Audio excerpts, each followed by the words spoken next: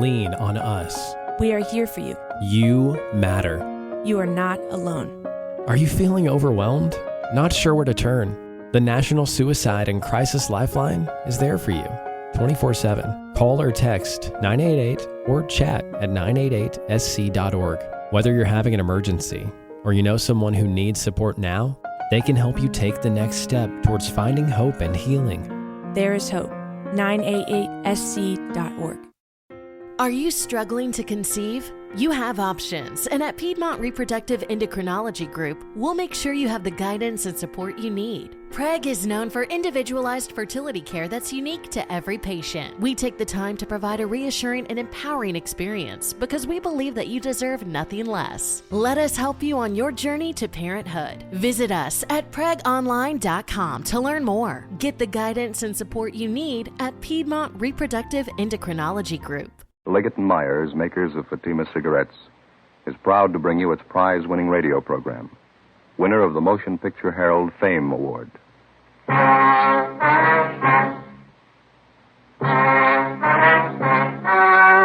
story you are about to hear is true.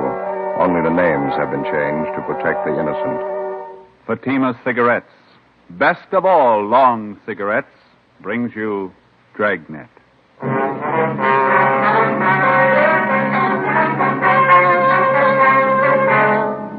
You're a detective sergeant. You're assigned to homicide detail. 12 men drop completely from sight over a short period of time. There's evidence of foul play.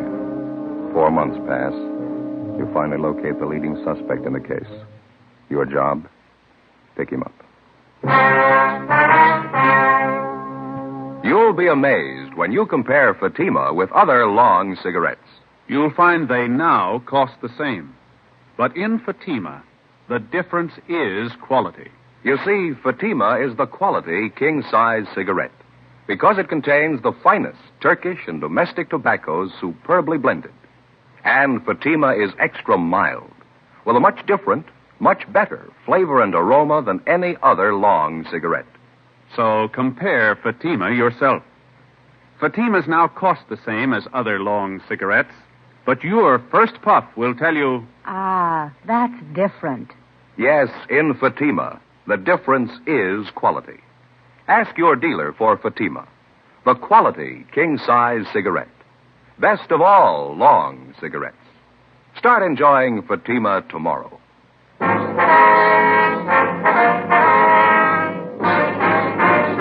Dragnet, the documented drama of an actual crime. For the next 30 minutes, in cooperation with the Los Angeles Police Department, you will travel step by step on the side of the law through an actual case transcribed from official police files. From beginning to end, from crime to punishment, Dragnet is the story of your police force in action. It was Wednesday, October the 6th. It was sultry in Los Angeles. We were working the day watch out of homicide. My partner's Ben Romero. The boss is Thad Brown, chief of detectives. My name's Friday. We were on the way out from the office, and it was 10:45 a.m. when we got to Ortega Street, number 1285. Second floor? Yeah, room 14.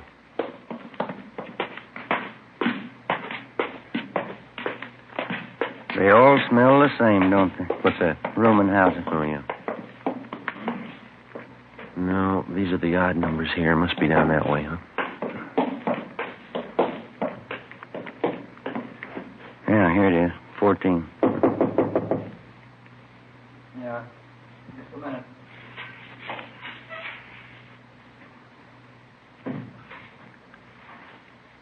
Taking his time.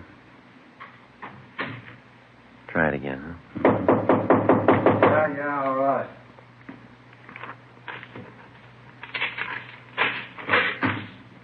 Yeah? Police officers. Your name, Henry Ross? Get out of here. Get out of here. Come on.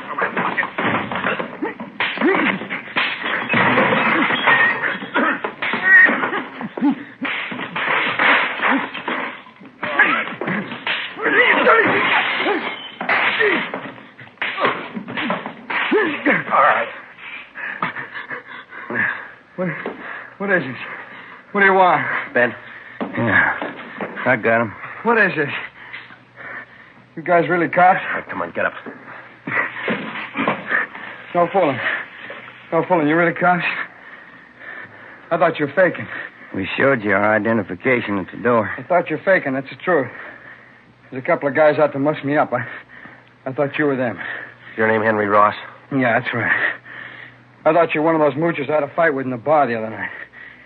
Said he's going to get a pal and come back in and take care of me. Yeah? Yeah. I got no reason to fight with cops. I didn't do my room any good. Landlady's sure going to scream. All right, come on. You want to finish up dressing? I want to talk to you downtown. What's it about, officer? Missing person. We'll brief you when we get downtown. Well, that's all right with me. Could you take these handcuffs off, please? It's kind of hard dressing with them. All you have to do is put your shoes on. You can make out. All right. I don't know why you had to slap handcuffs on me. I didn't know you were cops. You mind if we check through your things, Rolf? Huh? Why? You mind? Oh, go ahead if you want. I got nothing to hide. You know, if you'd spoke up at the door, there wouldn't have been a fight. I thought you were that mooch in a bar and his friend. I thought you were looking for trouble. You about ready to go? Yeah, I'd like to brush my teeth, though, if you don't mind. I got a real mouthful of cotton this morning. All right, where do you keep your toothbrush? It's over here. I'll get it. No, I'll get it. Never mind. Get here? Yeah, first shelf. It's in the glass. Yeah, Don't you trust me? Here you go. Want some toothpaste? Yeah. All right. There you are. Turn on the water tap, huh? Hey. Nothing, Joe. It's pretty clean. Of course I'm clean. What'd you expect? Anybody could have made the mistake. I didn't know you were cops. Henry Ellsworth Ross. Is that your full name? Yeah, that's right. I hardly ever use the Ellsworth, though. That's a real lousy name, huh? Well, what's the fitch on all this, officer? We told you, missing person. Want to talk to you about it. I don't think I can help you. Nobody I know is missing. How about Paul Davis? Davis? Yeah, I know Davis. I don't know if his name is Paul, though. Been gone a long time, huh, Miss Davis? Yeah, that's right. Something wrong, you think? We figure murder. After going over his room thoroughly, we took Henry Ellsworth Ross back to the city hall to the interrogation room. He was a slightly built man, dark hair, brown eyes, swarthy complexion. He was a longshoreman by trade. Among his friends and acquaintances, he was known as a heavy drinker and a man with a violent temper. Ben and I questioned him for a half an hour and got nowhere. He sat across the table, relaxed, scraping at a thick callus on his hand with his fingernail. I'll tell you the truth. I just don't know what you're getting at. I think I know a guy named Davis, and that's about as far as it goes. Sure that's all you got to tell us? Of course I'm sure. Now, look, I got a right to call a lawyer if you're going to sit there and throw a lot of charges at me. We're not throwing charges at you, Henry. We've got a missing persons case. We'd like to have you cooperate. That's about it. Well, maybe I'd like to, but I can't. Paul Davis is just a name to me. Maybe I know him. I don't know. You got that report there, Ben? Yeah, just a minute. Here you go. Thanks. Well, here's the way it goes, Henry. Yeah? According to his wife, Paul Davis left Los Angeles by auto a little over 4 months ago. He was driving up to Oakdale, California to take a job with a dairy company up there. He never got there. He's been missing ever since. So? What's the pitch? All we've been able to find is Davis's car, the 36 Ford Coupe, 7 Tom 792. It was sold a month ago up in Lodi, California. But Davis didn't sell it. A man by the name of Carter signed the pink slip at the time of the sale. Henry Carter. Sorry. Don't mean anything to me.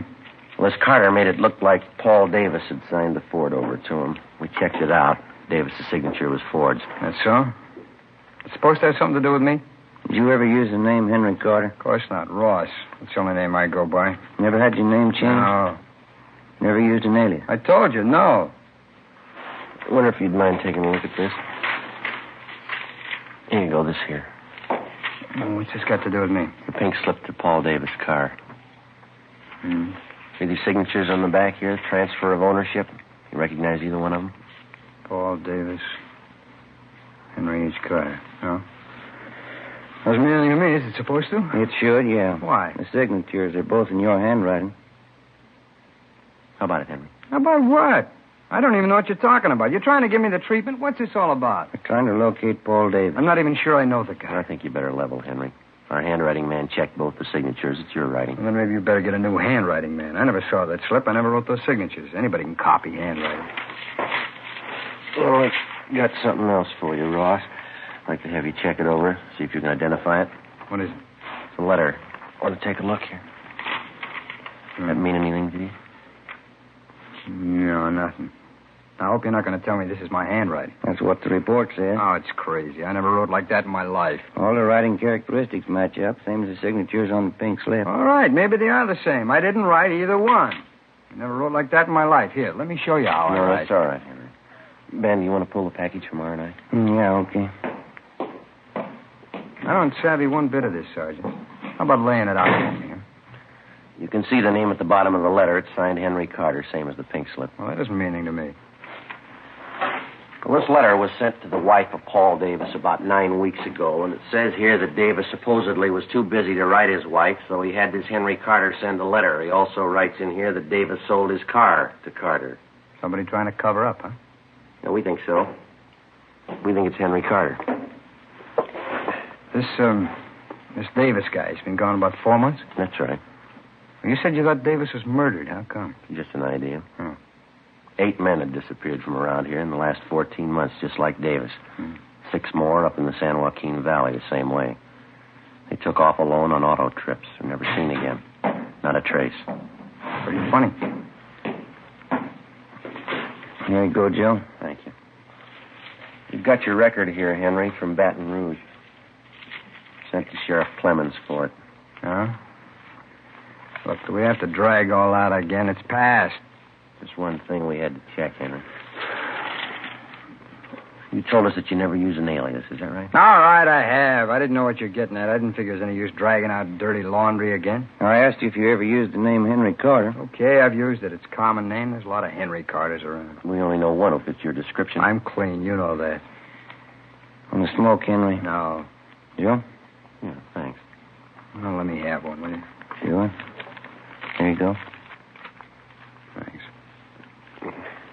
We got a match here. You know, we rode this thing for 4 months.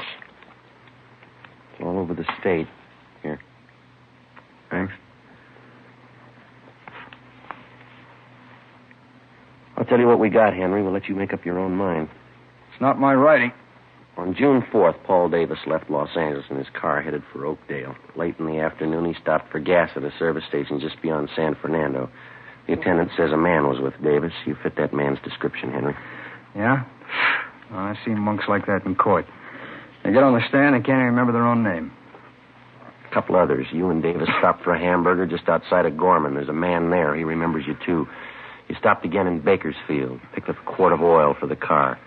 You and Davis had a Coke. It's the last time he was seen alive. That makes me a killer, huh? A month after that, the pink slip to Davis's car came through DMV up in Sacramento. That was for the transfer of ownership from Davis to Henry Carter, both in your handwriting. A couple of weeks later, Mrs. Davis got that letter. A month ago, Davis's car was sold to a dealer in Lodi. Yeah. We found the dealer, Ross. Showed him your mugshot. He says you sold him the car. That all? It's just the main part. There's more. We've been on the road a lot. We followed you from here to Sacramento and back, Henry. Every stop, every detour took us a long time. Yeah, I guess it did. What do you say, Ross? Nothing. Any way you want it, Henry. You got another smoke? Yeah? Yeah, here you are. Thanks. Here.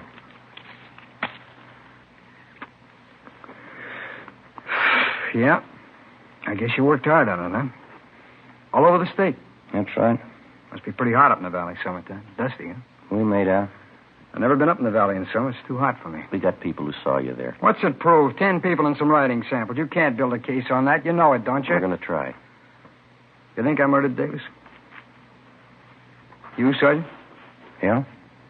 You think I murdered those other guys, too, huh? What was it, 10, 12 of them? We're asking about Davis. You think I killed him? Tell me the truth, do you? You think I murdered Davis? Yeah, I think you did. Uh-huh. Well, then you know as well as I do. There's only one way to prove it. Yeah. Find his body.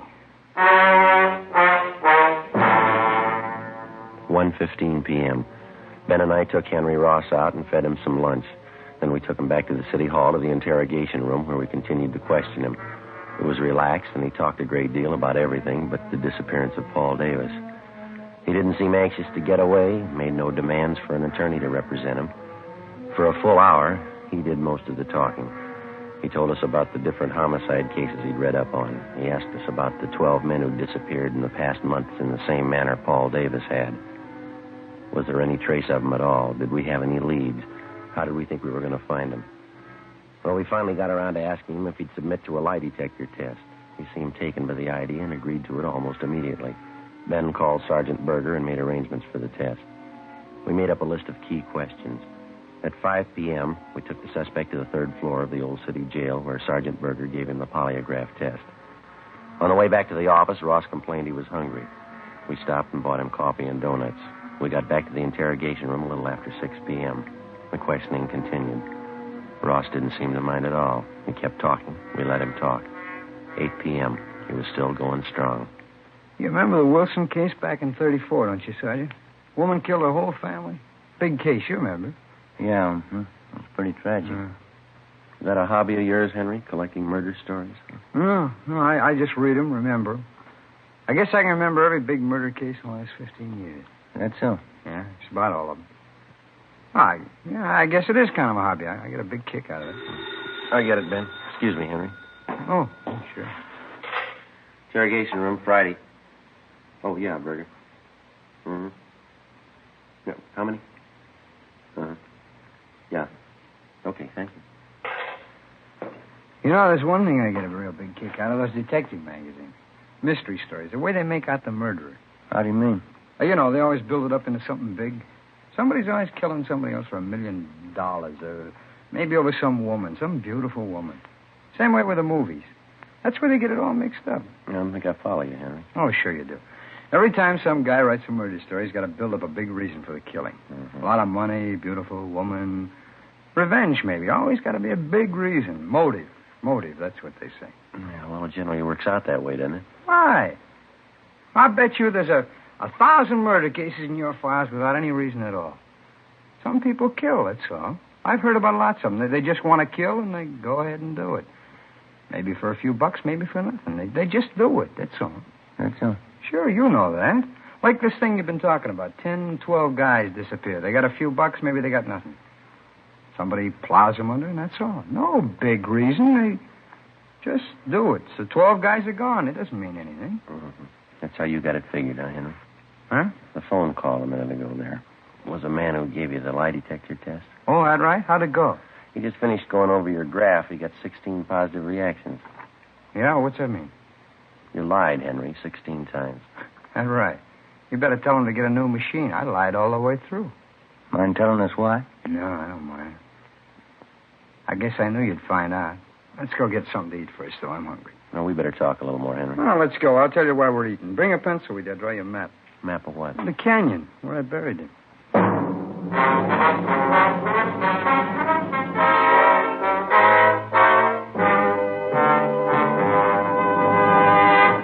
You are listening to Dragnet for the step-by-step solution to tonight's authentic case history.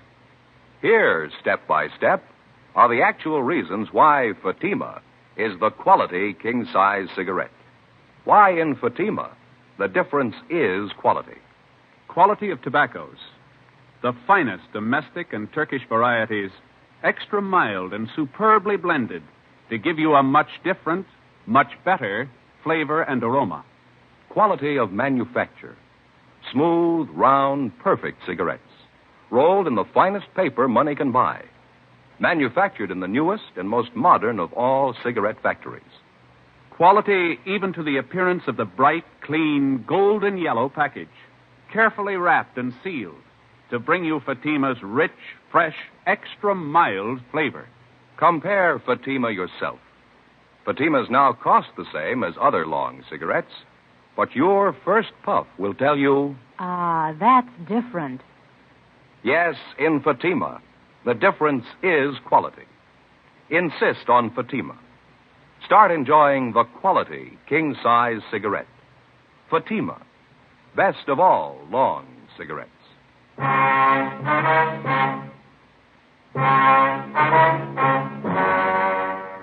Wednesday, 9:55 p.m. Ben and I took Henry Ross across the street, bought him a Coke at Mac's place, then we took him next door to the Melbourne cafeteria. It was almost closing time. Ross got himself a cottage cheese and pineapple salad, bacon and liver with onions, rye bread, banana pie, and coffee. Ben had a hot beef sandwich, mashed potatoes, and coffee. I had the same. At the back of the cafeteria, one of the busboys was mopping the tile floor. It was a strong smell of disinfectant. How about that table over there, Sergeant? That all right with you? Yeah, it's okay. Doesn't make any difference. It's fine. Yeah.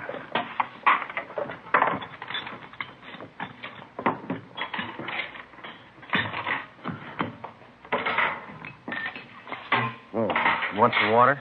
Yeah. Henry? Yeah, please. All right, I'll get some. Oh, boy, living onions. That sure smells great, huh? Yeah. I can't take those onions so well. They repeat on me. Not me. I can eat anything. Salt and pepper? Yeah, thanks. Boy, I'm sure hungry. I haven't eaten much today.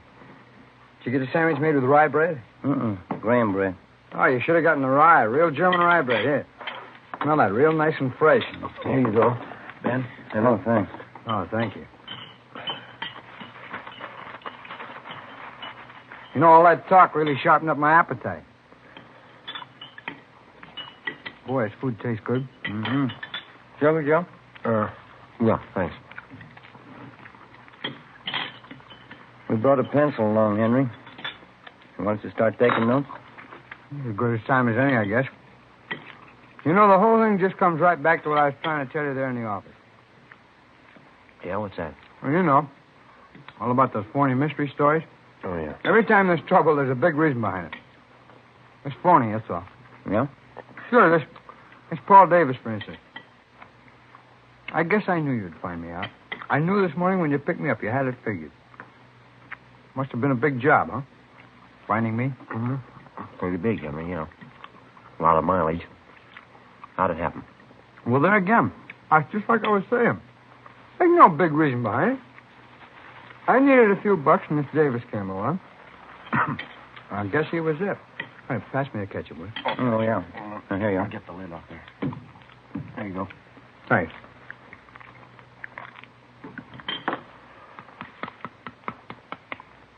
Where'd you meet Davis, Henry? Oh, I was hitchhiking out in Ventura. Not a dime in my jeans. I was going up to Maricopa. I thought I had a job up there, and Miss Davis come along. Picked me up. Mm-hmm. You ever know him before that? No, a stranger. He said he's going to Oakdale. The guy gave me a ride. Go ahead. Well, we stopped for gas at San Fernando, and I saw he had a few bucks in his wallet, and I guess that's when I got the idea. About what? Killing him. Now, maybe that gives you an idea what I was talking about. You don't need any big reason to kill somebody. Davis said 18 bucks. Now, suppose I told that to a writer. Somebody killing the guy for 18 bucks. That wouldn't make much sense, huh? He'd tell you it'd never sell. You need $1 million, beautiful woman, good motive. Yeah. Where'd you kill him, Henry? Just outside of Bakersfield. A little canyon there. I got Davis to buy a fifth of sherry in Bakersfield. He drank some on the way. Hey, pass the salt, huh? Yeah. There you are. Thanks. Liver's no good without plenty of salt. How'd you kill Davis, Henry? Well, that's a funny thing. He drank some of the wine, got a little sleepy. I was just outside of Bakersfield. Dark by that time. I spotted this little canyon. I figured it's as good a place as any. Well? So I guess him pull off to a side road and had a few more drinks. I spotted this little shack out there in the middle of nowhere. Exactly where was this, Henry? Well, I can show you. It's maybe 2 miles north of Bakersfield. We got to the shack, finished the wine, and went to sleep. Both of you? Mm-hmm. And that's where the funny part comes in. I guess I killed Davis, all right. But I didn't mean it. Oh, brother, get a whiff of that, huh? Why do these monks have to mop up while people are eating? They'll be through in a minute, Henry. Fine. How'd you mean, Henry, you didn't mean to kill him? You already told us you had the idea. Well, sure I had the idea. Let me explain, huh? We both went to sleep in the shack, Davis and me. Guess that must have been, about 9 o'clock at night. I don't know what it was. Maybe the wine, I guess, but I started having nightmares. Hmm? Yeah, now maybe this part sounds like a story, but it's the truth. I had all these dreams. I woke up, but they're still there. What was that? Faces. Faces, that's all I could see. It was full of faces. I guess I was really still asleep. Yeah, go ahead. Oh, I picked up a 2x4 and started swinging at them in the faces. Funny thing, too, I knew every one of these faces. How do you mean? People I killed. There are only a dozen of them, really, but it seemed like there were 100 of them all around in the air. Well, I grabbed that 2x4 and I started swinging. I was cold and sweating all at the same time, and I kept on swinging. And I saw Davis's face, and I swung hard, kept swinging.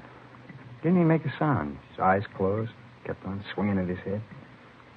Well, I come to, there he was, lying on the floor. Seemed to take those other faces away. They didn't bother me after I killed Davis. What'd you do with him, Henry? Oh, pulled him outside the shack, dug a hole and buried him. Burned his clothes, took his car and money, and drove off. I'll show you if you like where I buried him, I mean. How about these other men, Ross? These faces you saw. Oh. When if I get a little more coffee? Huh? It's all gone. I'll get it. Joe? No, thanks. None for me. What about it, Ross? The other men? Well, I don't recall them too well. It's what you said in the office. 10 or 12 of them. A couple in Sacramento, the others down through the valley. Like I say, there was no big reason for killing them. It just happened that way, that's all. What'd you do with them, you remember? Generally, yeah. There's one of them that stands out. A guy by the name of Slattery, some kind of salesman, a real crybaby. Where'd this happen? Oh, he picked me up in his car outside of Chowchilla. It's nighttime. He must be feeling pretty good. I made him stop on a side road. I hit him with a piece of angle iron. He cried like a baby. Buried him in a field there. It is. One of the faces that I saw. That's funny, huh? It shows you how psychology works, huh? Yeah, what'd you do with his car? Slattery's, I mean. Drove it down to Mexico and sold it there. Guess that's what I should have done with Davis's car. Oh, here you go. Oh, thanks. These killings of yours, you got any more you want to tell us about? Well, I told you already. 10 or 12 of them. They're pretty much the same. When was the first one? Oh, maybe 18 months, 2 years ago. The first one wasn't any harder than the last. It's just like I was telling you before. Yeah. Everybody builds up murder. It's supposed to be a big thing, hard to do, all those phony stories. I'd just hit a guy a couple of times or something, that'd be it, a real small thing. Didn't change me any. That's why I say it's all built up. You ever been treated for any mental sickness, Ross? No, why? You ever been examined by a psychiatrist? No. After you killed these men, did it bother you at all? I just had one dream. The time I was with Davis. That's about it. Sure good meal, Sergeant. Thanks. Yeah, okay. You ready, Ben? Let's go. We go back upstairs, huh? Yeah. Do you want to give us a statement? All right. I had an idea you'd find me. I guess I always knew that you'd find me. Well, let's go, Henry. Guess I proved my point anyway, huh? It's all built up. Huh? Murder. Killing somebody. Those phony stories. It's all built up. It's cheap. No, you got it wrong, Henry. Huh? Wait till they read you the bill. The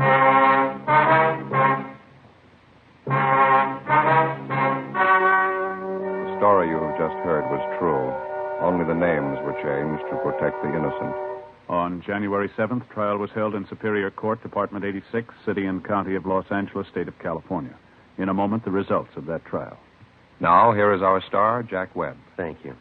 Friends, the makers of Fatima have done everything possible to produce the kind of cigarette you want, just as we on Dragnet try to bring you the kind of entertainment you want. In my honest opinion, Fatima is the best of all long cigarettes. But frankly, my opinion doesn't count because Fatimas must please you. That's why I suggest you buy a pack of Fatimas tomorrow, so you can prove to yourself that Fatimas are extra mild, with a rich, better flavor and aroma. You'll find Fatima now costs the same as other long cigarettes. And I'm convinced that you'll discover what I did. In Fatima, the difference is quality.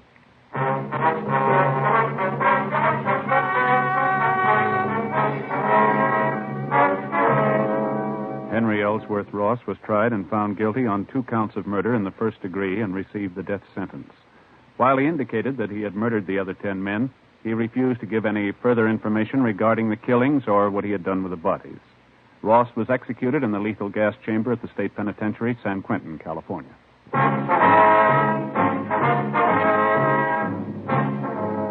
You have just heard Dragnet, a series of authentic cases from official files. Technical advice comes from the Office of Chief of Police W.H. Parker, Los Angeles Police Department. Fatima Cigarettes, best of all long cigarettes, has brought you Dragnet portions transcribed from Los Angeles. Now more excitement with Counter Spy on NBC.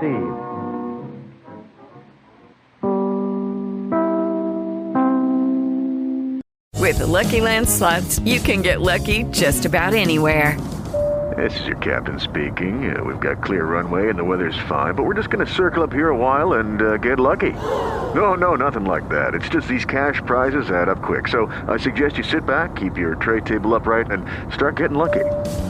Play for free at LuckyLandSlots.com. Are you feeling lucky? No purchase necessary. Void where prohibited by law. 18 plus terms and conditions apply. See website for details.